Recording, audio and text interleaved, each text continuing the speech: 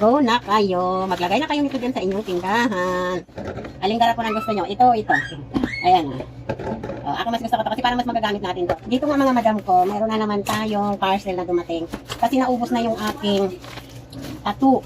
So, ang ginawa ko, bumili ulit ako ng panibago. Pero, yung ibang ano naman, ibang garapon. Itong nabili ko, yung parang pabilog na garapon. Yan mga madam. Yan o. Tattoo. Ayan, ang ganda ng garapon. Ito ang paggarapon na pinili ko. Para maiba naman. Kasi yung dating garapon, ano ba yung dating garapon natin? Wala dito.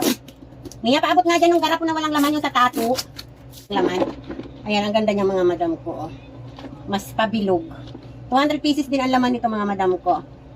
Alam niyo mga madam ko, garapon ng sa tattoo, nandiyan sa harap mo, walang laman yun. Yung dati, yung mabusan ng laman. Ayan mga madam ko. Parang mas maganda itong garapon. Ang cute. Ayan Ganda ng garapon niya. Ayan, kasi dati mga madam ko, ito yung garapon.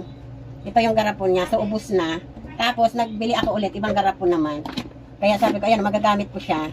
Mas maganda yung garapon na ganito. Kaya kayo mga madam ko, baka gusto nyo rin. Ayan, alin ang gusto nyo? Aling garapon ang gusto nyo? Ito. Ayan ako mas gusto ko to kasi parang mas magagamit natin to. Tapos mga madam ko, magkano lang to? Kahit piso nga benta nyo nito, pwede. Oo, pero pag gusto nyo maganda-ganda ang tubo, 4-5 nyo, 3-5, or piso isa, kayo lang mag-isip mga madam ko kung magkano nyo gustong ibenta. Ayan tattoo. Saan na yun? Hulog. Ayan mga madam,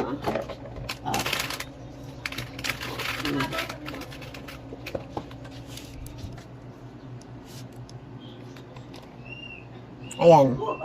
Mabili yan dito sa tindahan. Ayan mga madam ko, kaya kung bet nyo, go na kayo. Maglagay na kayo nito dyan sa inyong tindahan.